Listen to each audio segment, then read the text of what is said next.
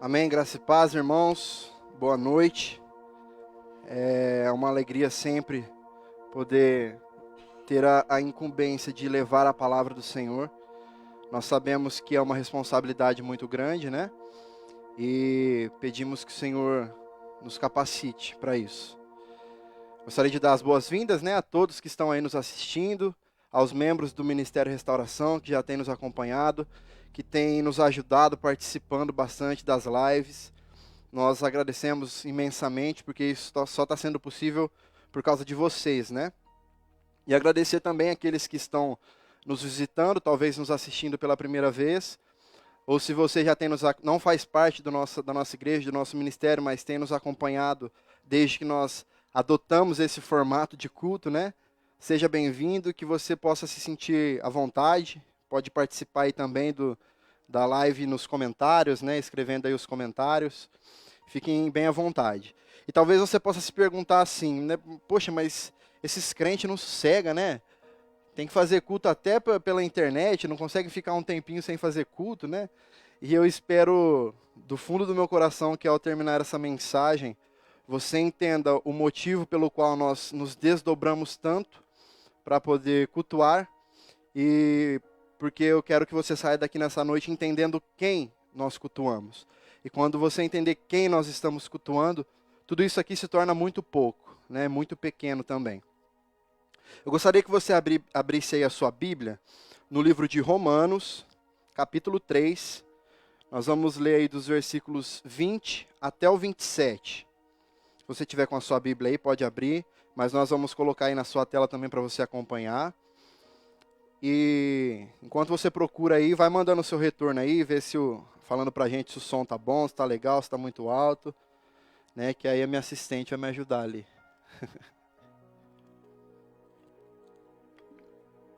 Livro de Romanos, capítulo 3. Nós vamos ler do versículo 20 até o 27. Diz assim então, versículo 20. Portanto, ninguém será declarado justo diante dele, baseando-se na obediência à lei. Pois é mediante a lei que nos tornamos plenamente conscientes do pecado. Mas agora se manifestou uma justiça que provém de Deus, independente da lei, da qual testemunham a lei e os profetas. Justiça de Deus mediante a fé em Jesus Cristo, para todos os que creem. Não há distinção, pois todos pecaram e estão destituídos da glória de Deus, sendo justificados gratuitamente por sua graça, por meio da redenção que há em Cristo Jesus. Deus o ofereceu como sacrifício para propiciação mediante a fé, pelo sangue, demonstrando a sua justiça. Em sua tolerância, havia deixado impunes os pecados anteriormente cometidos.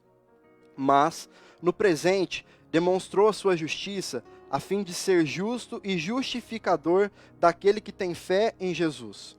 Onde está, então, o motivo de vanglória? É excluído. Baseado em que princípio? No da obediência à lei? Não, mas no princípio da fé. Vamos orar. Senhor, novamente, Pai, nós nos colocamos aqui diante de Ti, em Sua presença, Pai. O Senhor conhece os nossos corações, sabe que o nosso desejo era de estarmos reunidos, ó Deus, no templo, junto, ao lado dos nossos irmãos, podendo vê-los, podendo ter o privilégio de nos abraçarmos, ó Deus, de nos cumprimentarmos. Mas o Senhor é conhecedor de todas as coisas. O Senhor está acima de todas as coisas. Os seus planos, os seus juízos são muito maiores do que os nossos, Pai. E nós descansamos nisso, porque nós sabemos que o Senhor sempre tem o melhor para nós. Nós colocamos esse momento, Deus, em que a Sua palavra será exposta, Pai, nós colocamos diante de Ti. Nós queremos, Pai, o nosso intuito é que toda a glória seja dada a Ti. E que nós possamos sair daqui nesta noite, aprendendo um pouco mais sobre o Senhor. Nós possamos sair daqui cheios, ó Deus, da Tua presença, do Teu poder, do Teu Espírito. É isso que nós Te louvamos e Te agradecemos, em nome de Jesus. Amém. Bom, no domingo passado, que foi domingo de Páscoa, né? O pastor José, ele falou bastante a respeito da ressurreição de Jesus, né? Por ser o domingo de Páscoa. E ele usou lá um texto em Êxodo e em Lucas, né, pastor? para fazer essa associação. E hoje nós vamos falar um pouquinho sobre outras duas coisas que estão relacionadas também à ressurreição.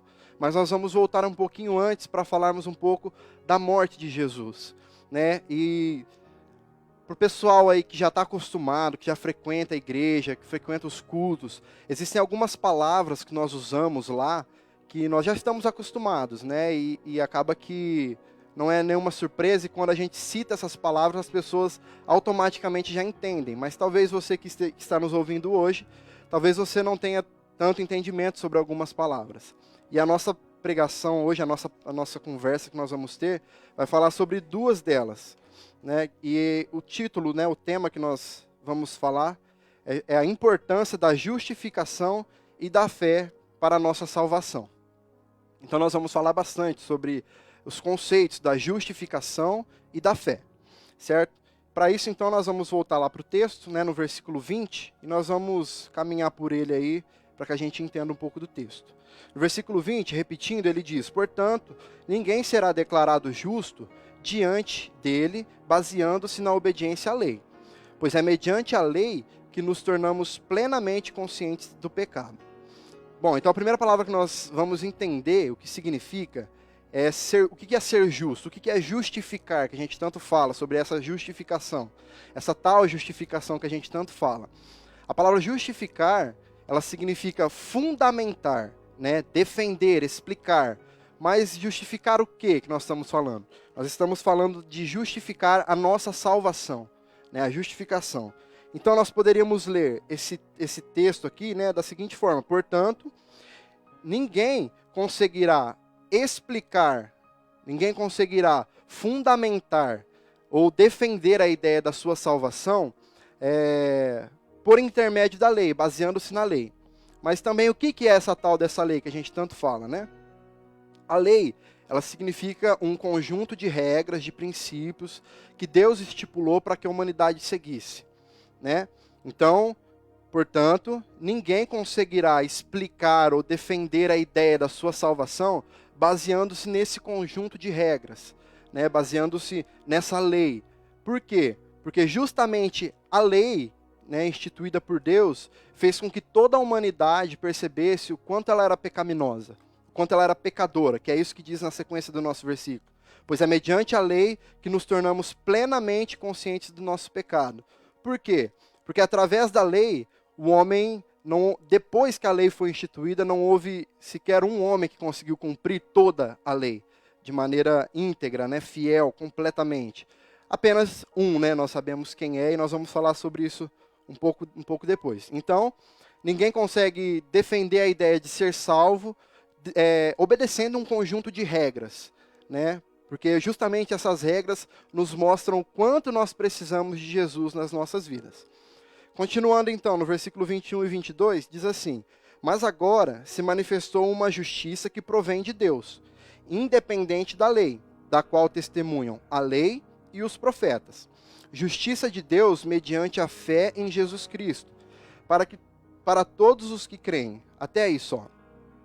Então, no versículo 21, nós vemos aqui então que Deus, ele, baseado nessa ideia de que a humanidade não conseguia cumprir a lei, Deus então ele disponibilizou para a humanidade um novo ato de justiça, né, que é Jesus. Ele disponibilizou esse ato. Porém, não era um ato novo de justiça. Já era um ato que estava pronto, que estava preparado desde a antiguidade, desde que o mundo ainda não era mundo. Esse ato já estava pronto, já estava preparado. Nós também vamos entender isso no decorrer do nosso texto, né? Então, esse ato a qual a lei, né, da qual testemunham a lei e os profetas. Essa parte que fala a lei e os profetas, na segunda parte do versículo 21, você pode observar na sua Bíblia que a lei está com letra maiúscula, né? Então essa lei, ela se trata justamente da Bíblia, das escrituras que eles tinham ali em mãos, né? E os profetas, aqueles que anunciavam ali a palavra. Então é um ato de justiça, né? Que já era, de certa forma, falado, né? Que o Antigo Testamento já falava sobre ele, mas que ainda não havia sido revelado a nós, que ainda não havia, ele era falado, mas de uma maneira não tão clara assim, né, para que a gente, porque ainda não era chegado o momento, o tempo. Então é um ato de justiça que Deus enviou para nos atrair, nos fazer crer nesse ato, certo? E aí no finalzinho do versículo 22, para a gente já partir para o 23, diz assim, ó: não há distinção, pois todos pecaram e estão destituídos da glória de Deus. E aqui eu gostaria de abrir um parêntese e fazer um pedido de desculpas, né, em nome da igreja, em nome de nós cristãos, porque talvez você que está nos assistindo, em algum momento da sua vida você cruzou com alguém que se dizia cristão, que se julgava melhor do que você simplesmente por ter práticas espirituais, simplesmente por frequentar uma igreja, por fazer parte de uma denominação. E esse texto nos ensina, esse versículo nos ensina que todos pecaram e todos carecem dessa glória. O texto ele não diz que estão destituídos da glória apenas aqueles que não frequentam uma igreja, aqueles que não têm uma prática espiritual. Não, o texto diz, pois todos pecaram e estão destituídos da glória de Deus. O que isso significa? Isso significa que nós precisamos, todos os dias, constantemente, nos arrepender dos nossos pecados, nos arrepender das nossas falhas, de tudo aquilo que nós temos cometido, que tem transgredido a vontade de Deus. E isso é para todos, é uma prática que todos nós devemos ter. Seja você crente em Jesus, seja você membro de uma igreja, ou seja você apenas um simpatizante. Você precisa crer nesse Jesus e precisa se arrepender dos seus pecados todos os dias. Portanto, talvez nós não estamos no mesmo barco, mas nós estamos no mesmo mar, né? Nós estamos remando aí no mesmo mar. E nós precisamos entender isso, certo? E no versículo 24, continuando, diz assim, o apóstolo Paulo diz assim: sendo justificados gratuitamente por sua graça, por meio da redenção que há em Cristo Jesus. O que significa redenção em Cristo Jesus? A redenção ela significa o pagamento de uma dívida, né? Jesus veio para pagar a dívida que nós tínhamos com Deus. Então, nós fomos justificados. Nós entendemos que ser justificado é algo que explique, né, as razões pelas quais nós podemos ser salvos. Então nós somos justificados através dessa redenção de Jesus, né, através do sacrifício que Jesus fez para nos salvar de maneira gratuita, né? O apóstolo Paulo ele é até um pouco redundante aqui nesse versículo, porque ele fala gratuitamente por sua graça. É como se ele dissesse, vocês foram justificados de graça e por graça, né? E essa parte de por graça, essa palavra graça, talvez você também não esteja habituado a ouvir, ela significa favor imerecido. Então esse é um versículo que, ao mesmo tempo em que ele nos traz uma felicidade muito grande, ele também nos traz uma inquietação muito grande, talvez até uma tristeza. Por quê? Por que ele nos traz uma felicidade? Porque ele nos mostra que nada do que nós fizermos pode garantir a nossa salvação. Nada daquilo que as nossas mãos fizerem, que as nossas obras fizerem, pode garantir a nossa salvação, né? E isso, então, nos traz uma certa alegria, né? De saber que foi nos dado de maneira gratuita. Por outro lado, esse mesmo motivo pode nos trazer uma certa inquietação. Porque nós podemos pensar, nada do que eu fizer vai fazer com que eu alcance essa salvação. E o ser humano, por si só, ele tem uma certa dificuldade em aceitar aquilo que é de graça.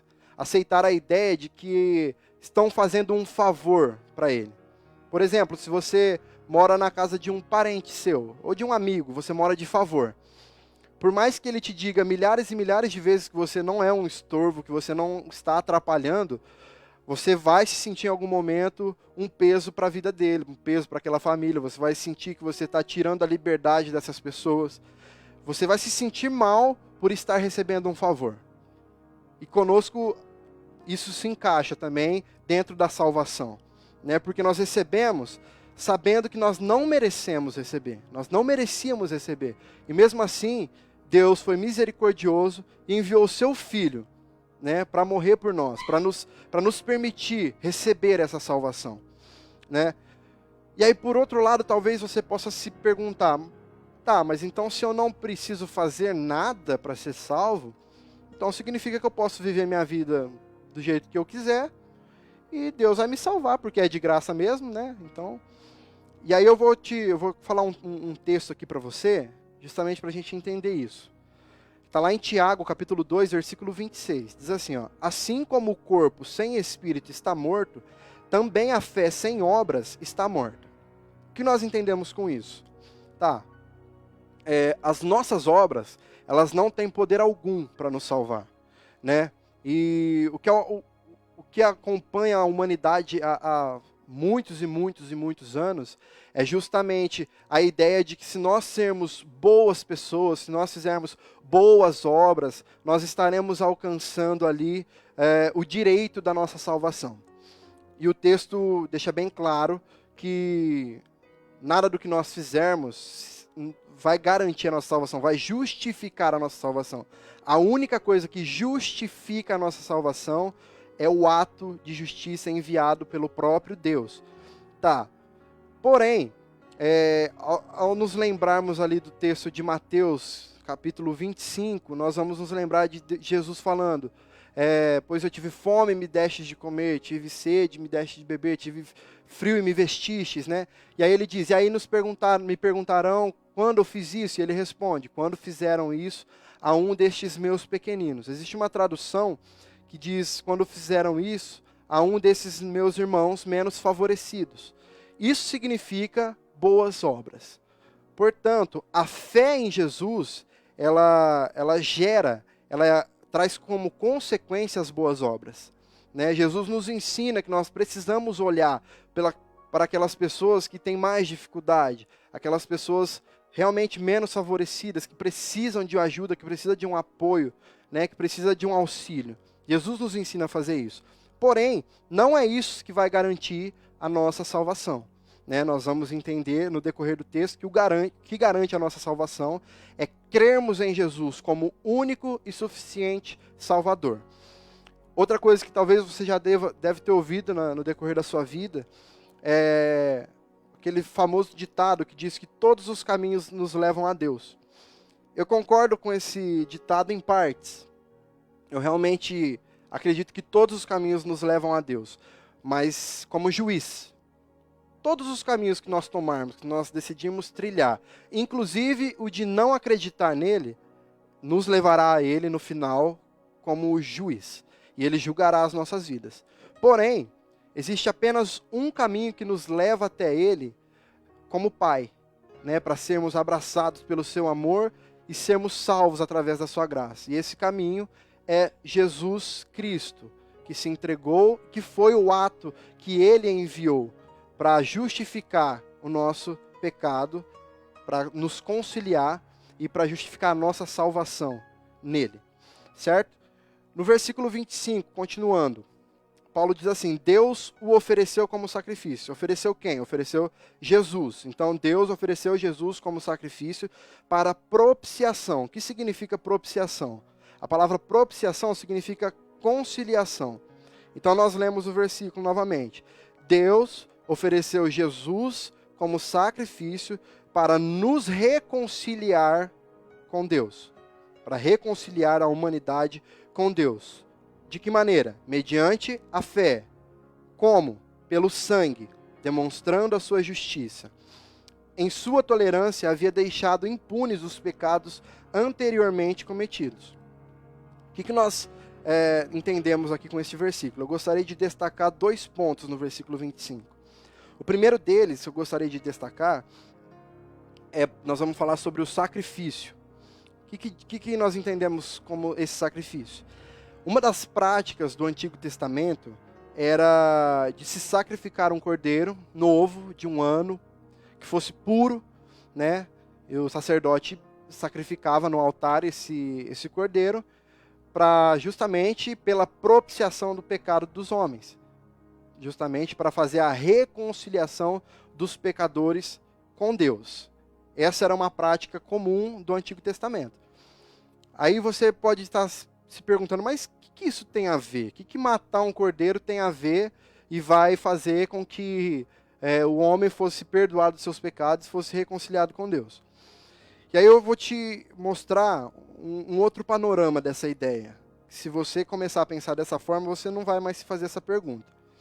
Nós precisamos entender que a Bíblia toda, essa Bíblia aqui, ela é a palavra de Deus. Ela de Gênesis a Apocalipse, ela fala sobre Jesus Cristo. Todo o Antigo Testamento fala sobre Jesus Cristo. Não apenas os evangelhos e as cartas depois dos apóstolos, não. Toda a Bíblia é sobre Jesus. Toda a Bíblia vai tratar da justificação do homem para com Deus. Toda a Bíblia. Então, nós precisamos entender que o sacrifício que era feito no Antigo Testamento, nós precisamos entender de outra forma. O sacrifício de Jesus não foi baseado no sacrifício do Antigo Testamento. É exatamente o contrário disso. O sacrifício que era feito no Antigo Testamento, ele era feito, ainda que inconscientemente, ele era feito no sacrifício que haveria de vir na pessoa de Jesus. Certo? Então, como nós dissemos, a Bíblia toda ela fala sobre Jesus. Em algumas partes de forma menos explícita, porque ainda não era o momento dele se manifestar. Né? Deus ainda precisava ensinar à humanidade algumas coisas. Até que Jesus veio. Então entenda isso. O sacrifício de Jesus não foi baseado no Antigo Testamento, nos sacrifícios que estavam sendo feitos, que eram feitos. Os sacrifícios do Antigo Testamento já estavam sendo baseados no maior sacrifício que a humanidade já viu, que foi o sacrifício de Jesus na cruz. Certo? Então, esse sacrifício Jesus veio como sacrifício, justamente para justificar o nosso pecado, né, do nosso pecado. E o segundo ponto que eu quero destacar nesse versículo é sobre a justiça.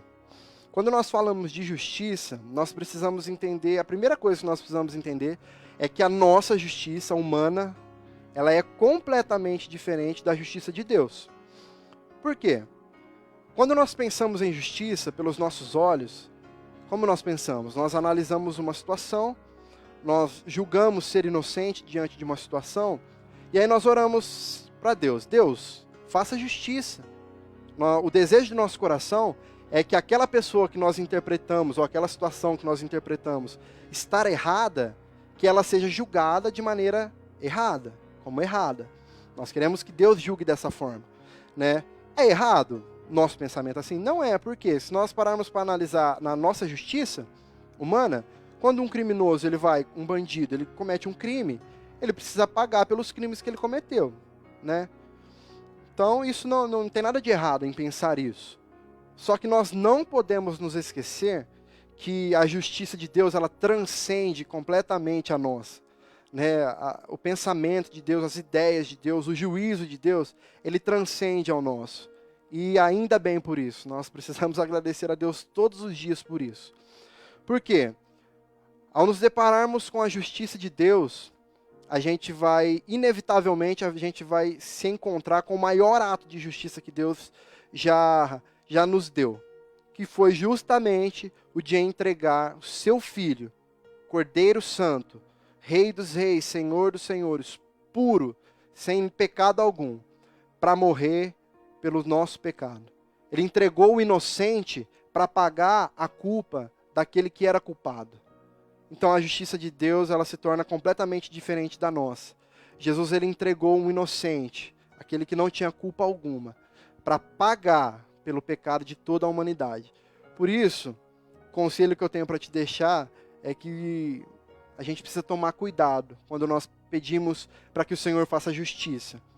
Porque ao pedirmos ao Senhor que Ele faça justiça, interpretando ali na nossa visão que nós somos inocentes, Deus pode pedir que nós sejamos entregues pelo perdão do pecado dessas pessoas que são culpadas. Não tô comparando aí, né, com a maneira como Jesus foi entregue, mas com certeza Deus vai pedir de você muitas vezes que você abra mão dos seus conceitos, que você abra mão das suas certezas, do seu rancor, daquela angústia que te tomou por causa de algo de errado que alguém fez contra você, justamente pelo simples fato de você precisar perdoar aquela situação ou aquela pessoa. Então, mas aí a gente para e se pergunta, mas então Deus não é injusto agindo dessa forma? E eu te digo que absolutamente não. Isso torna Deus o ser mais justo que nós poderemos encontrar em toda a nossa existência. Por quê? A justiça de Deus, se Deus fosse aplicar a justiça dele, ele aplicando a justiça, mediante aquilo que nós interpretamos ser o correto, nós já não estaríamos mais aqui. Por quê? Existia uma lei, como nós falamos lá atrás, existia uma lei. E nenhum homem sequer foi capaz de cumprir essa lei, de maneira fiel, íntegra, do começo ao fim. Nenhum, né? Então, se Deus fosse agir pela justiça que nós achamos que é a certa, ele não teria enviado o seu filho para morrer por nós. Então, isso faz dele um ser completamente justo e fiel, né? E outra coisa que esse ato de Deus nos mostra é o quanto nós somos pecadores. Porque se fez necessário, como nós dissemos, Cristo, um ser puro, cheio de glória, cheio de honra, majestade, né, que na sua existência ali, está ali justamente para receber louvor e adoração. O Cordeiro de Deus, o próprio Deus precisou se entregar e morrer no nosso lugar. Isso mostra duas coisas. Primeiro, o quanto Ele nos ama, por abrir mão da sua glória e se entregar no nosso lugar. E a segunda coisa, o quanto nós somos pecadores, falhos, quanto nós necessitamos desse perdão e dessa justiça que vem dele. Porque a partir disso nós entendemos que Deus é quem sabe de todas as coisas e não nós. Amém? No versículo 26, estamos já quase acabando. O versículo 26 diz assim: mas no presente demonstrou a sua justiça, a fim de ser justo e justificador daquele que tem fé em Jesus. Então, nós entendemos algumas coisas aqui neste versículo também, né? A fim de ser justo e justificador daquele que tem fé em Jesus. Nós encontramos aqui, então, uma condição. Não é simplesmente a gente falar, não, Jesus morreu pelos meus pecados, ponto final, estou salvo. Não, nós vemos que o versículo ele não fala a fim de ser justo e justificador de todos. Ele fala a fim de ser justo e justificador daquele que tem fé em Jesus. E aí você prontamente já deve ter pensado, mas eu tenho fé em Jesus, né? Eu creio na sua obra, eu sei quem ele é, eu sei o que ele fez, eu sei por que ele fez, eu acredito nisso tudo. Ótimo, essa é a primeira parte. A primeira parte você já tem, né? Você acredita em Jesus, você sabe quem ele é, você sabe o que ele fez, você reconhece que ele é Jesus. Essa é a primeira parte. A segunda parte do que é ter fé, nós vamos entender lá no livro de Hebreus, capítulo 5, versículo 9, que diz assim, ó: e uma vez aperfeiçoado, tornou-se a fonte de eterna salvação para todos os que lhe obedecem. De novo, a segunda parte só desse versículo. Tornou-se a fonte de eterna salvação para todos os que lhe obedecem. Então, nós entendemos lá no versículo 26 do capítulo 3 de Romanos, que ele é o justificador, né? E nós entendemos anteriormente que ser justificador é o ato de justificar a nossa salvação, né? Então, ele justifica a salvação daquele que tem fé nele, certo? E na segunda parte do versículo de Hebreus 5:9, diz que a salvação é para todos que lhe obedecem. Então nós temos a fé e a obediência. Duas coisas, certo? Errado. Nós temos uma coisa. Apenas uma coisa. Ter fé em Jesus significa obedecer a Jesus. Significa obedecer os seus ensinamentos, a sua palavra. Significa obedecer aquilo que ele nos ensinou a fazer. Então, eu tenho fé, porque eu creio nele, eu sei quem ele é, e esse é 50% do caminho, os outros 50% é porque eu obedeço a ele. Tá, Alisson, mas como que eu faço para obedecer a Jesus então? O que eu tenho que fazer? E isso é algo que eu não tenho como eu te falar como você faz isso. Eu posso te mostrar o caminho. E lembra que lá no começo eu disse que a Bíblia ela é inteiramente a palavra de Deus, que de Gênesis a Apocalipse ela fala sobre Jesus. Então, o caminho para que você conheça e para que você aprenda a obedecer a Jesus é este. Não tem atalhos. Não acredite em nada do que pessoas te disserem, que são fórmulas. Não existe uma fórmula mágica, não existe uma receita. Está tudo aqui o que você precisa saber, o que você precisa aprender para obedecer a Jesus. Se encontra tudo aqui neste livro. É um livro bem grande, cheio de histórias, com muitas coisas que vão te auxiliar. Então, esse é o caminho para que você aprenda quem é Jesus, para que você entenda o que Ele quer que você faça. É da mesma coisa quando você conhece alguém que você não conhecia. Você não conhecia esse alguém, aí você passa a conhecer. E aí você passa a saber de tudo que essa pessoa gosta, de tudo que essa pessoa não gosta. Você passa a saber de tudo aquilo que o que você faz pode gerar nessa pessoa. Você passa a saber que as suas atitudes podem gerar nela alegria ou tristeza, né? Contentamento ou descontentamento.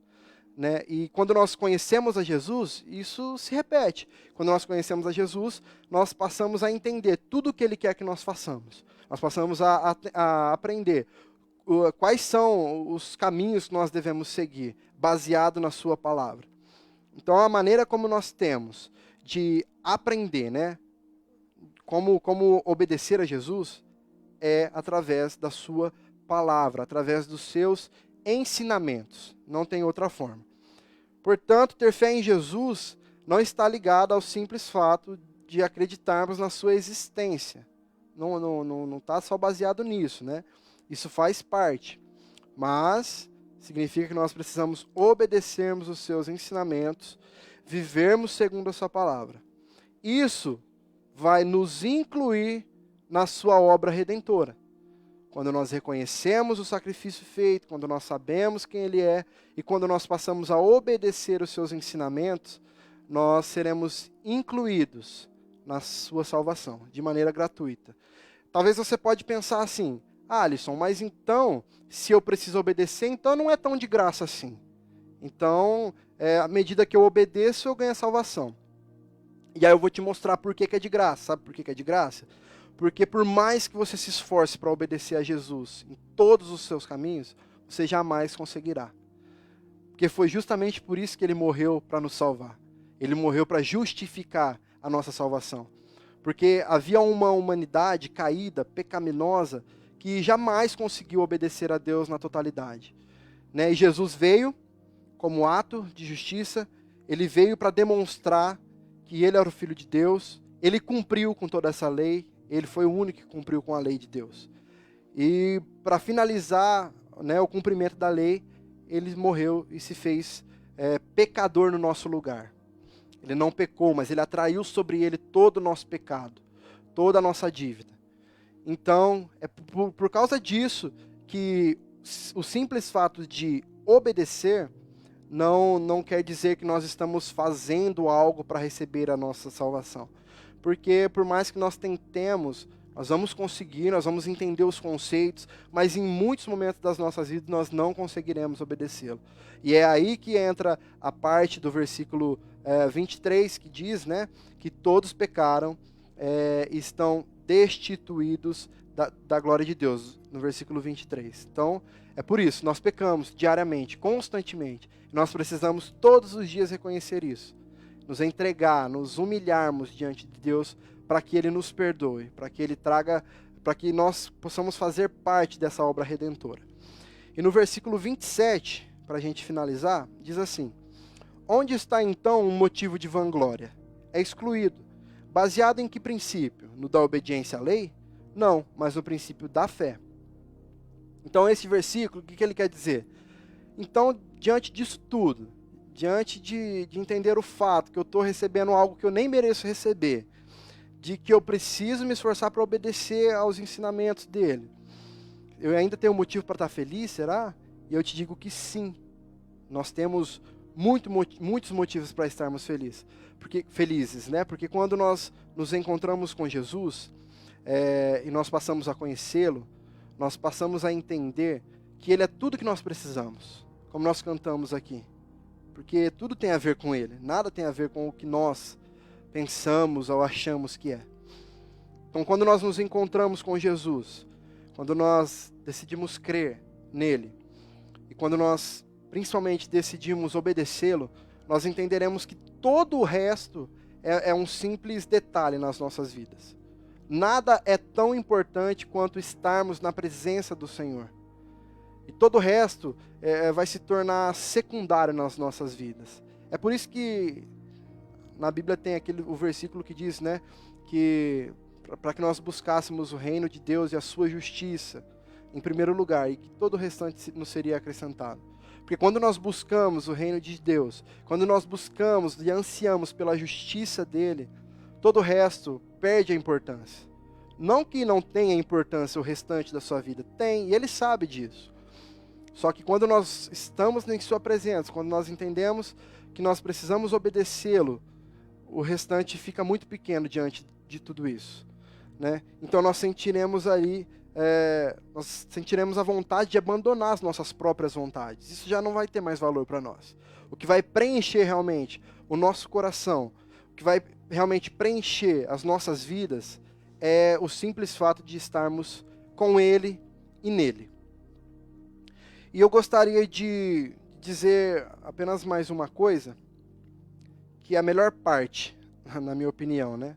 A melhor parte de nós entendermos sobre esse sacrifício, de entendermos tudo o que Jesus fez, da maneira como Ele fez, é de saber que Ele ressuscitou. Como nós aprendemos na semana passada. Ele ressuscitou. E Ele está sentado à direita do Pai, esperando o momento para vir buscar a sua noiva, para vir buscar todos aqueles que foram incluídos na obra redentora, né, que foram justificados.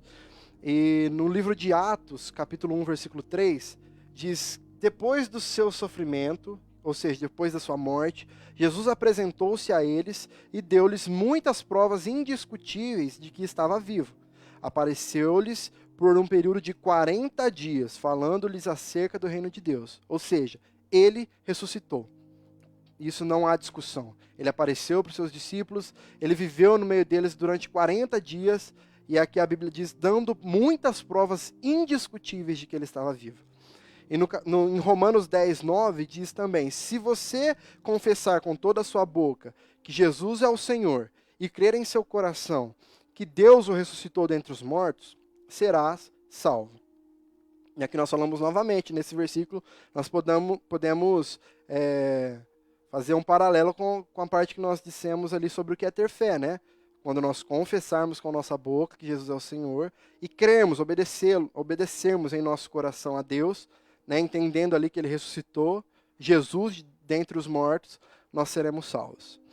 Certo? Então essa é a mensagem que eu gostaria de deixar para você nesta noite. Que nós fomos justificados, nós somos justificados à medida em que nós cremos nessa obra redentora de Jesus. E nós passamos a obedecê-lo de todo o nosso coração. E neste momento, eu gostaria de convidar você a fazer uma oração. Mas talvez você já tenha aí 20, 30 anos de igreja, e lá quando você se converteu, alguém te levou a orar, dizendo que você aceita Jesus como seu Senhor e Salvador. Mas hoje eu quero mudar um pouco essa ideia na tua cabeça. Diante disso tudo que nós vimos, diante de entender, né, todo o processo de justificação, como ele se deu, né, do sacrifício que Jesus precisou fazer por nós, acho que não existe possibilidade alguma de nós orarmos dizendo que nós aceitamos Ele. Porque nós não fizemos nada, foi Ele quem fez tudo. Ele fez tudo e Ele nos inclui na sua obra redentora, Ele nos inclui na salvação, Ele nos justifica, mesmo nós não merecendo, e nós não podemos então achar que nós temos o direito, ou que nós temos formas de dizer que nós aceitamos e deixamos Ele entrar em nós para nos transformar. Esse nosso pensamento ele precisa ser mudado. Né? Seja você crente há muito tempo, ou seja você que está nos ouvindo agora, que pela primeira vez, ou que está nos acompanhando nesses últimos domingos, e que entendeu essa mensagem, eu quero te dizer uma coisa. Deus não precisa de nós. Diante dessa mensagem que nós aprendemos, nós entendemos que somos nós que precisamos dele desesperadamente. Somos nós que precisamos clamar e pedir por misericórdia para que Ele nos inclua nessa obra redentora, para que Ele faça parte das nossas vidas. Nós precisamos pedir para que Ele entre em nós com o seu Espírito e nos encha com esse Espírito e mude quem nós somos, e nos transforme segundo o seu querer, nos transforme segundo a sua vontade, nos molde segundo a sua palavra, que se preciso for, que Ele nos quebre, nos restaure, né, como o vaso na mão do oleiro, que nos molde ali segundo o seu querer e a sua vontade, né? Somos nós quem precisamos dele, porque a obra já está feita. Ele fez tudo o que precisava ser feito, né? Ele fez, Ele nos disponibilizou, foi Ele quem pagou o preço por nós. Então, somos nós quem precisamos que Ele entre nas nossas vidas. E não somos nós, então, quem temos o direito de achar que nós podemos aceitar Ele em nós. Não, nós precisamos nos colocar nos nossos lugares, irmãos. Nós precisamos entender que a nossa vida sem Cristo, ela está condenada. Nós precisamos entender que sem Jesus, a nossa vida está fadada ao fracasso e a uma vida de morte e destruição eterna, não é de alguns dias. Às vezes nós passamos por dificuldades nas nossas vidas e já achamos que é o fim. Nós estamos passando por um momento que nós, às vezes, você já deve ter tido um pequeno surto dentro desse período de achar que está tudo acabado, meu Deus, eu não posso mais sair de casa, eu não posso fazer mais nada, eu não posso abraçar os meus pais, eu não posso abraçar minha esposa, meu esposo, meus filhos. Isso parece que já ser o caos para nós. Só que eu tenho que te dizer que tem muito a piorar ainda, irmãos. Nós não podemos tapar o sol com a peneira, porque a Bíblia nos alerta disso. Nós estamos vivendo talvez o princípio das dores, mas há muita coisa para acontecer ainda. Então, se você entende que isso que está acontecendo ainda não é o fim, ainda não é tudo, você entende também que ainda há muita coisa para acontecer. E a partir desse momento é que eu te digo que nós precisamos desesperadamente de Jesus nas nossas vidas, para nos moldar e nos fazer conforme a sua vontade. Amém? Então eu gostaria que você fechasse aí os seus olhos e orasse ao Senhor, realmente, pedindo para que Ele te perdoe, se arrependa dos seus pecados, se humilhe diante dEle nesse instante. Diga a Ele que você se arrepende de tudo que você tem feito, você se arrepende de não ter dado ouvidos à palavra dEle ainda, até agora. Diga a Ele isso. Seja você crente já há muitos e muitos anos, seja você apenas um visitante nosso aqui dessa live, dessa transmissão, mas se renda diante dEle nesse instante. Peça a Ele para que Ele te alcance e para que, através disso, através dessa justificação, Ele te inclua nessa obra e que Ele salve você. Pai, nós estamos aqui diante de Ti para Te engrandecer novamente, para dizer que só o Senhor é Deus, que Tu és fiel, que não há outro como Tu, Pai. Nós reconhecemos o quão poderosa é a Sua mão, nós reconhecemos quão graciosa é a Sua obra, Pai, que foi feita por nós naquela cruz. Sendo nós ainda pecadores e sendo imerecedores dessa salvação, dessa graça, Pai. Senhor, nós queremos nos render aos Seus pés nesse instante. Nós queremos pedir perdão, Pai, por quem nós temos sido. Nós queremos Te pedir perdão, Pai, pela maneira como nós temos vivido as nossas vidas. De maneira relaxada, de maneira a não pensar, ó Deus, nas consequências. De maneira que nós não estamos sendo fiéis, ó Deus, à Tua palavra. Nós não temos colocado e dado a glória que é devida ao Senhor. Nos perdoe, Pai, por isso. Nos perdoe por todas as vezes que nós fomos egoístas, Pai, que nós não olhamos para os nossos próximos, nós não olhamos para os nossos irmãos que estavam mais necessitados do que nós. Tem misericórdia de nós, Pai. Nós queremos te dizer que nós somos totalmente dependentes de Ti. Nós queremos te dizer, Pai, que sem o Senhor nós não somos nada, nós não podemos fazer nada, que nós não temos capacidade de nada, Pai. Se existe amor em nós, ele vem de Ti. Se existe resquícios de perdão em nós, é porque o Senhor colocou em nós. Porque a nossa natureza não nos permite amar e perdoar, a nossa natureza não nos permite, ó Deus, ser absolutamente nada daquilo pelo qual nós somos criados. Pai, nos perdoa, Pai. Nós te pedimos, nós queremos dizer que nós ansiamos, Pai, nós clamamos nesse momento para que o Senhor entre em nossas vidas, entre em nossos corações. Tome conta, Pai, das nossas mentes, através do Seu Espírito Santo. Nos transforme, ó Deus, nos mude, transforme o nosso caráter, Pai. Nos leve ao pó, Deus, e nos restaure, segundo o Teu querer, segundo o Teu propósito, segundo a Tua vontade, Pai, porque somente ela que é boa, perfeita e agradável.